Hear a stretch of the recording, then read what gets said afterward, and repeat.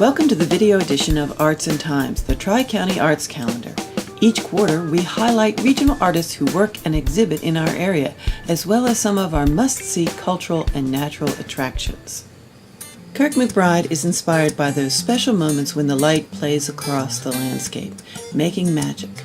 Kirk paints in an impressionist style with brushstrokes that flow with an easy, casual grace. I started painting when I was in high school and actually in junior high school I had a beautiful art teacher and she inspired me to paint. I've lived here since the early 1980s and have never regretted the move. It's a great place to live and a great place to base an art career out of. I was a teacher and in the clothing business for a number of years and just painting watercolors in the evenings and weekends. And then about 1993 I decided to go out and have a dual career in the graphics illustration world and the fine art painting world. And that's been a wonderful experience. And the first year I said, well, I'm going to spend 80% of my time pursuing the illustration and graphics and 20% painting, but I want that to change by 10% each year. And now I have it down to where painting occupies about 75% of my time. When I really got into painting, it was because of Lynn Lockhart. So Lynn's always been a major influence on me. And through Lynn, we met a lot of other artists in the Mid-Atlantic region and were able to travel and be exposed to other styles of art, other places, really learn a lot about art. And so now we have friends that are artists all over the country. And we get to go visit and go painting with them, and they're wonderful people and have been willing to share things that they know, show us places that they like to go, and that's been one of the things that's been very responsible for my growth as an artist, is the wonderful friends and exposure that I've had that way, traveling. And everybody has influences from all over, so take a little bit of something from this, be influenced by the way a certain person lays out their palette, the way someone handles their edges. It's all, it's wonderful to be exposed in that community and be able to pick and choose things and do your own interpretations of things that other people do, and put together something that becomes your look.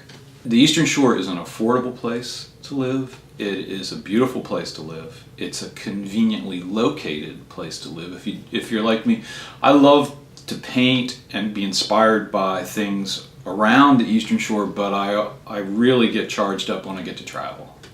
And so we're close to Philadelphia, BWI, to get on a plane. We can get in a car and in one day drive to Maine or drive to South Carolina and go to other great places to paint. And so it's real convenient, and there's a very supportive art community around here too, with some of not only the gallery owners, the great support we get there, but fellow artists. Even while plein air painting, Kirk is a disciplined artisan. Kirk has a thoughtfully prepared palette of colors and a well-tested regimen. This approach makes the work and the result a pleasure. Some of the best painters I know work they're very free and loose and creative in their paintings, but their working method is very regimented. And I've adapted things from their regimens and created my own regimen. And by following a regimen and a routine, it frees me up when I get to the actual applying paint on the canvas, to just let my mind go and be creative. And so the process is basically deciding on your subject and composition and very loosely blocking it in and mixing big piles of the colors you think you're going to need. And once you have all that set up, I mean, that's in a very brief nutshell. Once you have that process set up, you have everything you need right in front of you, and you can just concentrate on creating that image that was in your mind, and not be distracted with having to mix piles of paint right in the middle of it. And so it's this routine, this procedure, and following it actually leads to more freedom. So that's one thing I found, and I'm actually going to be teaching some workshops and showing people how this has worked for me, and hopefully helping them create a routine, a method that allows them to do the same thing. I know some artists really base a career and are really known for painting one theme, and that helps in their careers, I think, a lot, because they get to be known nationwide for that one type of image. That's not me. I'm interested in a gazillion things. Lately I've been interested in nocturnes. I paint a lot of landscape. I paint boats and seascape. I paint cityscapes. I paint figures. Paint interiors. So they're all, I find fascinating things in all of them.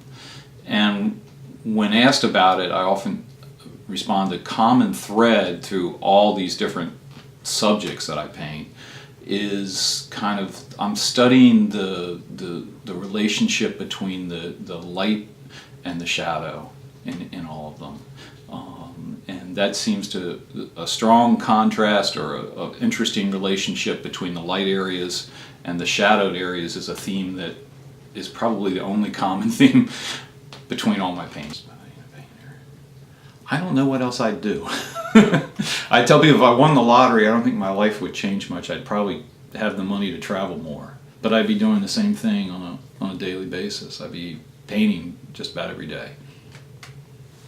Kirk's work can be seen locally at Bishop Stock in Snow Hill and online at kirkmcbride.com. Thank you for watching this edition of Arts and Times. This Moonshell production was funded by the Worcester County Department of Tourism.